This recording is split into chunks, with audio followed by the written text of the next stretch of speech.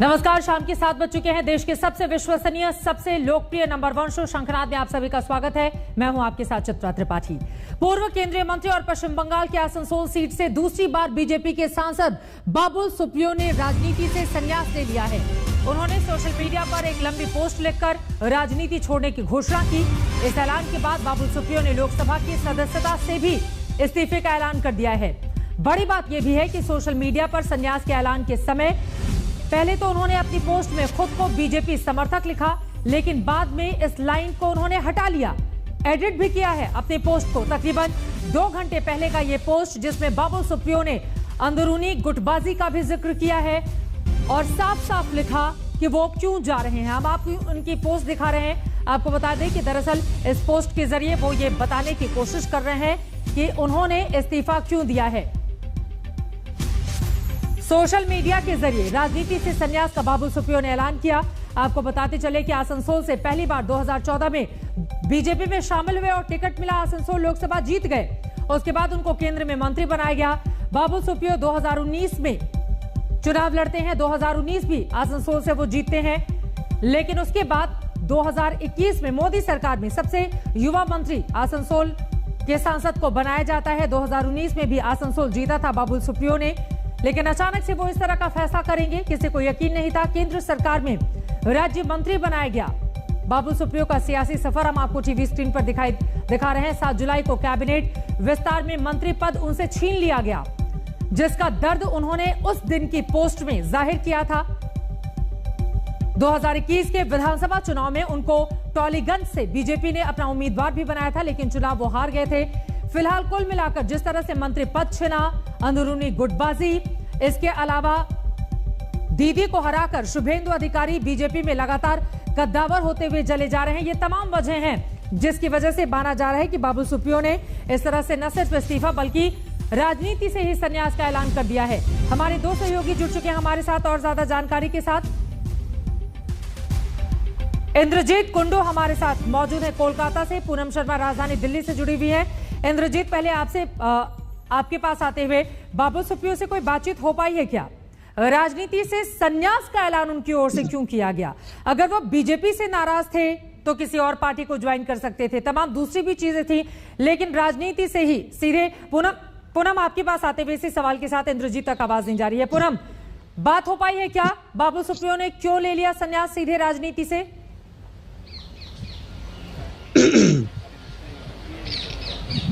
जी हाँ चित्रा, अगर कटिंग करा जाए तो वैसे। इंद्रजीत, मेरी आवाज अगर आप तक पहुंच रही है तो मैं आपसे जानना चाहूंगी। बिल्कुल सही बात है। बाबुल सुप्रियो से अभी तक हमारी बातचीत नहीं हो पाई है। उनके जितने भी फोन नंबर है उन पे वो रिस्पॉन्स इस वक्त नहीं कर रहे हैं, और उनके जो सेक्रेटरी है उनका नंबर भी इस वक्त नॉट रीचेबल आ रहा है। लेकिन मजे की बात यह है चित्रा, पिछले 1.5 घंटे में जब से बाबुल सुप्रियो ने ये फेसबुक पोस्ट किया है, उसके बाद उन्होंने इस फेसबुक पोस्ट को एडिट किया है, और एडिट करते हुए एक बहुत ही महत्वपूर्ण पैराग्राफ है उसको उन्होंने हटा दिया है। और क्या वो पैराग्राफ है? पहले ही, बिल्कुल पहले पैराग्राफ में ही उन्होंने पहले लिखा था, जब सबसे पहले उन्होंने ये पोस्ट की, उन्होंने लिखा था कि वो कोई दूसरे दल में नहीं जा रहे हैं, तृणमूल में, कांग्रेस में या सीपीएम में कहीं में वो नहीं जा रहे हैं। और ये उन्होंने लिखा है कंफर्म कोच्चि, मैं कंफर्म कर रहा हूँ। और वो ये भी कहते हैं कि किसी ने मुझे बुलाया नहीं और मैं कहीं नहीं जा रहा हूँ।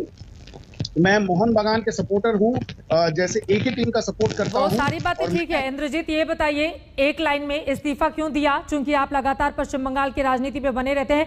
मिलन शर्मा भी मेरी सहयोगी दिल्ली से जुड़ी हुई है। मिलन, मैं फौरन आपके पास आऊंगी, लेकिन इंद्रजीत, इस्तीफा क्यों दिया? बार बार फेसबुक पोस्ट को एडिट करने की नौबत क्यों आ रही है?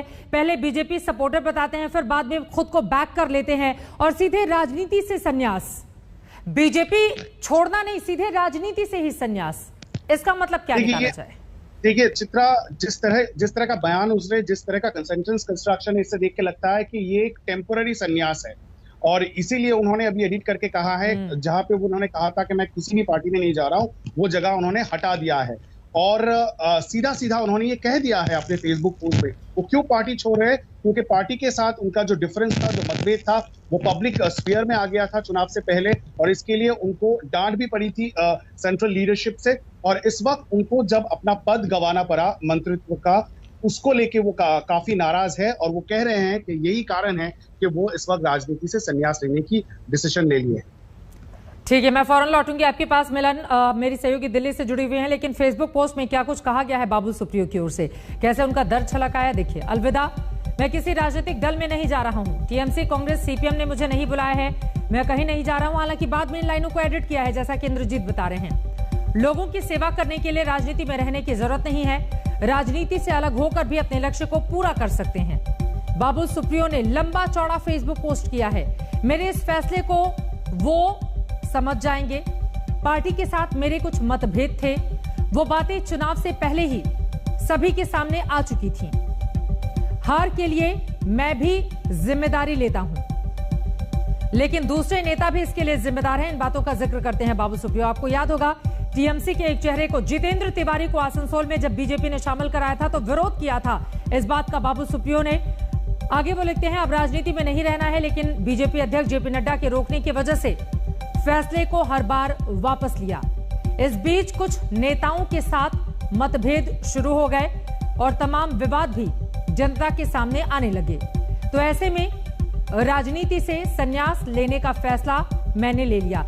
बाबुल सुप्रियो का लगातार जो बातें उनकी ओर से कही गई हैं, ये हम आपको दिखा भी रहे हैं। सीधे मिलन शर्मा आपके पास आते हुए, चूंकि मंत्री पद छिन गया, बड़ी वजह यही दिखाई दे रही है मौजूदा वक्त में, क्योंकि 7 जुलाई को जब यह ऐलान हुआ था, उस दिन के भी उनके फेसबुक पोस्ट के जरिए उन्होंने खुद के लिए दुख जाहिर किया था कि मुझे इस बात का दुख है, और आज आखिरकार फैसला लेते हुए उन्होंने राजनीति को अलविदा कह दिया। मिलन, सर मैं सेंटर स्टैंड से क्यों निकाला हूं? सेंटर स्टैंड पे क्यों डाल रहा हूं? बिल्कुल चित्रा, जैसा आपने कहा, जब मंत्री पद छूटा तब ही उन्होंने एक इमोशनल पोस्ट लिखकर फेसबुक पर अपना दुख बयां किया था, और आज भी बिल्कुल वही और सीधा लिखा गया है कि मैं कहीं भी ज्वाइन नहीं करूंगा, अलविदा कह रहा हूं। लेकिन चित्रा, राजनीति में कभी कोई अलविदा नहीं कहता। इस वक्त हम उनके दिल्ली के आवास के बाहर मौजूद हैं, जहां पर कुछ हलचलें हमें होती हुई दिख रही हैं, लेकिन अभी तक बाबुल सुप्रियो जैसे नेता थे, जब वो एमओएस एनवायरमेंट भी थे, जब उनके पास मंत्री पद था, आकर रिपोर्टर से बाहर बातचीत भी वो किया करते थे।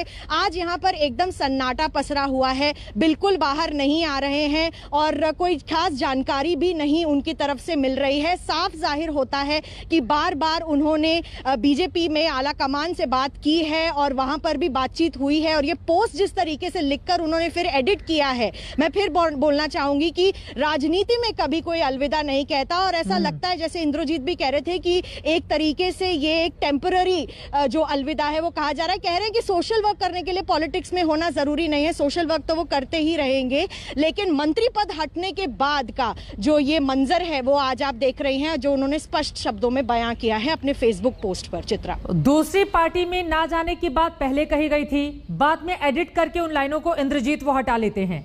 अभी दीदी दिल्ली में 5 दिन रहने के बाद वापस पश्चिम बंगाल लौटी हैं, कुछ खेला तो नहीं कर दिया दीदी ने?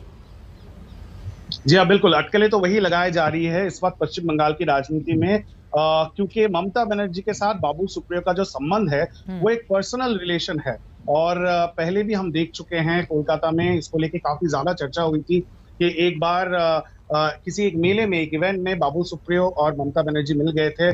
फिर ममता बनर्जी ने अपने गाड़ी में बाबुल सुप्रियो को बिठा लिया और दोनों एक साथ झालमुड़ी खाने गए थे। तो इस तरह का संबंध दोनों में है। तो क्या वो पर्सनल इक्वेशन काम आ रहा है, क्या उसमें किसी तरह की बातचीत हो रही है, ये सब अटकलें इस वक्त लगाई जा रही हैं। बाबुल सुप्रियो हालांकि उन्हीं को आके ये क्लैरिफाई करना पड़ेगा कि क्या उसका अगला कदम होने जा रहा है। इस वक्त बाबुल सुप्रियो से हम लोग बातचीत नहीं कर पाएंगे, लेकिन कर पा रहे हैं, उनके फोन पे नॉट रीचेबल है, लेकिन आशा करते हैं कि वो अपना जो स्टांस है वो थोड़ा सा और क्लैरिफाई करेंगे, क्योंकि बीजेपी के प्रदेश अध्यक्ष दिलीप घोष से कुछ देर पहले पूछा गया था बाबुल सुप्रियो के रेजिग्नेशन के बारे में, और उन्होंने कहा कि मेरे पास कोई जानकारी नहीं है, मुझे कोई रेजिग्नेशन नहीं मिला है। तो बाबुल सुप्रियो ने ऐलान कर दिया है कि वो बीजेपी के सांसद के रूप में रिजाइन करेंगे, लेकिन वो फॉर्मली अभी तक रिजाइन नहीं हुआ है। ये सब कुछ सिर्फ एक फेसबुक पोस्ट के ऊपर निर्धारित है। मिलन, अब आप चूंकि उनके घर के बाहर ही मौजूद हैं, बाबुल सुप्रियो कहाँ है इस वक्त? चित्रा देखिए, जैसा कि मैं आपको दिखा रही हूँ, हम बाबुल सुप्रियो के घर के बाहर हैं। इससे पहले भी हमने यहाँ से गाड़ी जाती हुई देखी, लेकिन उस गाड़ी में बाबुल सुप्रियो नहीं थे। कहा जा रहा है कि वो इस वक्त अंदर हैं, लेकिन अभी तक अंदर से किसी तरीके का संदेश बाहर नहीं आया है और लोग यहाँ पर उनका इंतजार भी कर रहे हैं किसी तरीके का क्लैरिफिकेशन वो अगर अपनी पोस्ट पर देना चाहें तो, कि जिस तरह से पहले लिखा गया, फिर एडिट किया गया, फिर बदला गया, ये भी कहा गया कि मैं अलविदा कह रहा हूँ। और ग्रोथ देखिए आप उनका, पार्टी में जो ये आवाज उनको दिया गया है वो MOS एनवायरनमेंट बनने के बाद दिया गया है और ये सब छिन जाना एक तरीके से उनका दुख जो उन्होंने व्यक्त किया है फेसबुक पोस्ट पर, ये एक बहुत बड़ा कारण दिखाई देता है। मंत्रिमंडल विस्तार के बाद जिस तरीके से उनको वो जो पद नहीं मिला जो उनको पहले दिया गया था, ये सारी चीजें हैं। और दूसरा बहुत ये जो अहम बात है कि आगे वो क्या करेंगे, जिस पर इंद्रो भी बात कर रहे थे, आगे क्या होगा इस पर अभी चर्चाएं चलेंगी, क्योंकि मैं फिर से कहना चाहूंगी अलविदा कोई राजनीति में नहीं करता है। बिल्कुल, अलविदा सिर्फ फेसबुक पोस्ट लिखने के लिए होता है, इसी वजह से बार बार उनको बहुत सारी लाइनें एडिट भी करनी पड़ी हैं। आप दोनों का बहुत शुक्रिया हमारे साथ इस पूरी जानकारी के लिए। आसनसोल के सांसद ने इस्तीफा दे दिया, बीजेपी से राजनीति से संन्यास का ऐलान कर दिया है, लेकिन अभी तक औपचारिक तौर पर उन्होंने इस्तीफा सौंपा नहीं है, जो जानकारी निकलकर सामने आई है। लेकिन बाबुल सुप्रियो के राजनीति छोड़ने के ऐलान के बाद हड़कंप मचा हुआ है। हालांकि बीजेपी अभी इसमें कुछ भी बोलने के लिए तैयार नहीं है। सुनिए बीजेपी के प्रदेश अध्यक्ष दिलीप घोष को। কে রাজনীতি করবে না করবে, কখন করবে, কখন ছাড়বে, এটার আমার কিছু বলার নেই। প্রত্যেকের নিজস্ব অধিকার আছে, সেই হিসাবে তারা করছে। সাংসদ পদ ছেড়ে দিচ্ছি বলেছেন, রাজনীতি ও সাংসদ পদ। উনি কি রিজাইন করেছেন? না করেনি, কিন্তু আপনারা খবর করুন, ঠিক আছে। মাসির গোপ হলে মেসো বলবো কি মাসি বলবো, এটা গোপ তো বেরো না। আপনার দুঃখ হচ্ছে না, আপনারা একজন সহকর্মী একসঙ্গে জিতলেন লোকসভায়, তো উনি আছেন, উনি এখন লোকসভায়ও আছেন, আমাদের সহকর্মীও আছেন, এমপিও আছেন।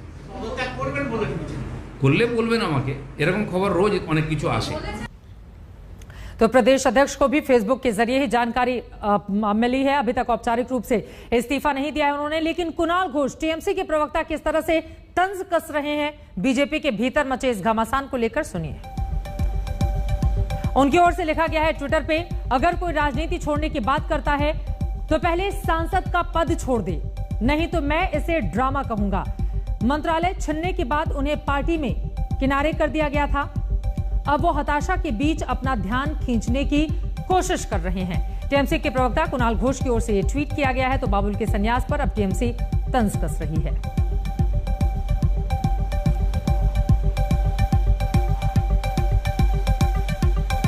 तो बाबुल के संन्यास पर आप टीएमसी का तंज देख रहे हैं, लेकिन बड़ा सवाल यह है औपचारिक तौर पर आखिर कब सामने आकर इस्तीफा देंगे बाबुल सुप्रियो। अगर फेसबुक पोस्ट पे लंबी चौड़ी बातें उनकी ओर से कही जा रही हैं, इस बात का अब इंतजार किया जा रहा है।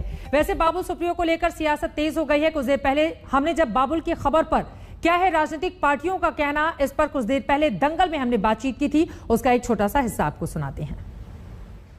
यह इतना बड़ा फैसला बाबुल सुप्रियो की ओर से क्यों लिया गया? देखिए, ये उनका व्यक्तिगत फैसला है। मुझे इनकी उसकी पूरी जानकारी जैसे अभी आपको मिली है, मुझे अभी आपके चैनल पे पता चला। ये बात हकीकत है कि कुछ दिन से वो इस बात के बारे में चिंता कर रहे थे कि क्या उनको पॉलिटिक्स में रहें या अपने जो प्रोफेशन, जो संगीत का प्रोफेशन है। पहले भी उन्होंने ट्वीट करके कहा था कि संगीत के बारे में ज़्यादा उन्होंने कई बार चर्चा की अपने ट्वीट के बारे में। और जाहिर है एक संगीतकार हैं, संगीत गाना गाते हैं, उनमें उनकी रुचि है, उसमें उनकी एक अपनी शोहरत है, उनकी एक विजिबिलिटी है और लोग उनको जानते हैं उसके बारे में। मैं आपको वही बता रहा हूँ कि मैं खुद मुंबई का हूँ, मुझे मालूम है कि उनकी लोकप्रियता है वहाँ पर, इस संगीत की वजह से लोग जानते हैं।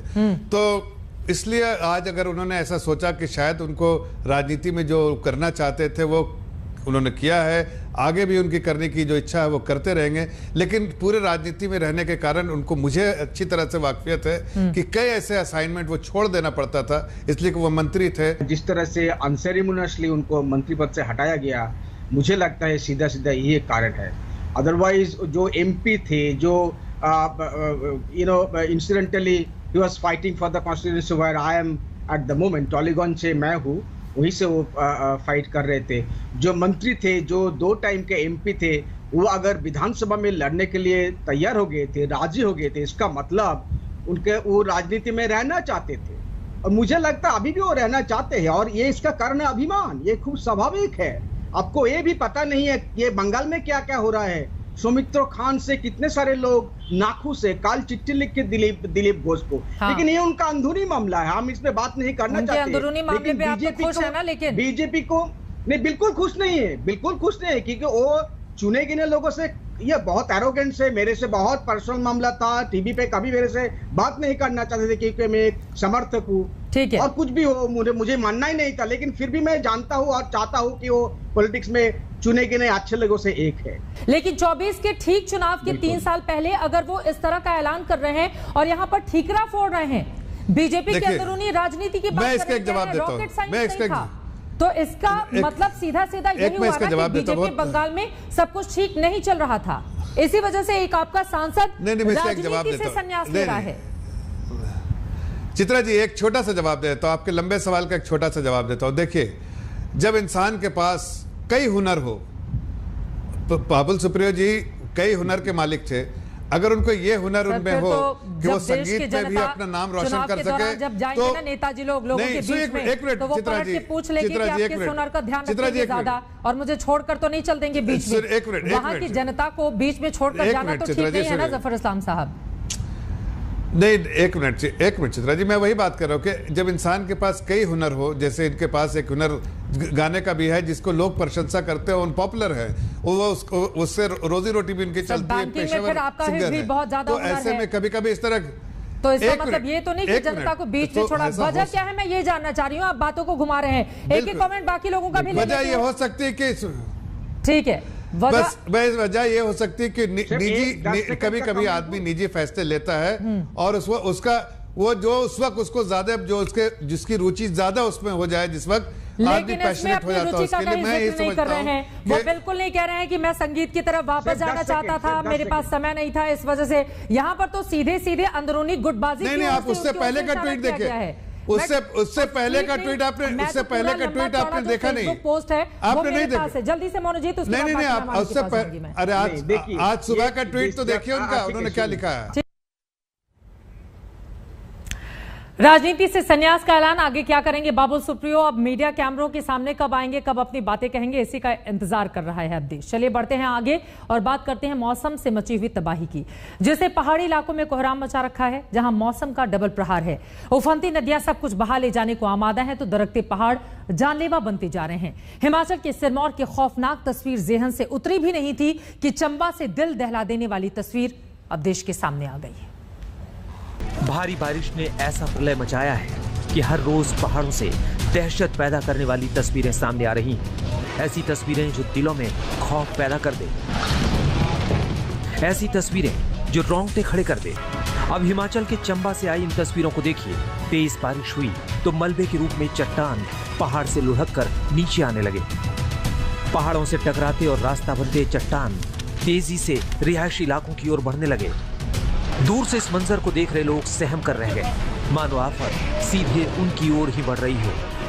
चंबा से आई इसी आफत की दूसरी तस्वीर देखिए।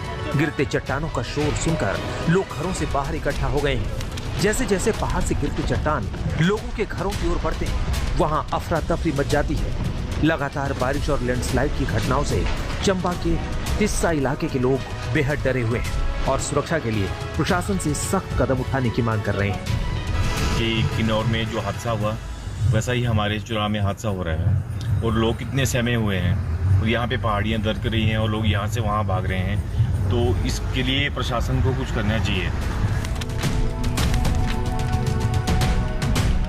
लैंडस्लाइड की कुछ ऐसी ही दिल दहलाने वाली तस्वीरें कल हिमाचल प्रदेश के सिरमौर से भी सामने आई थी, जहां लैंडस्लाइड के बाद पूरा का पूरा पहाड़ ही ढह जाता है, रोड का नामो निशान तक नहीं बचता। नेशनल हाईवे का एक हिस्सा लैंडस्लाइड के बाद ऐसे गायब हुआ जैसे वहां सड़क थी ही नहीं।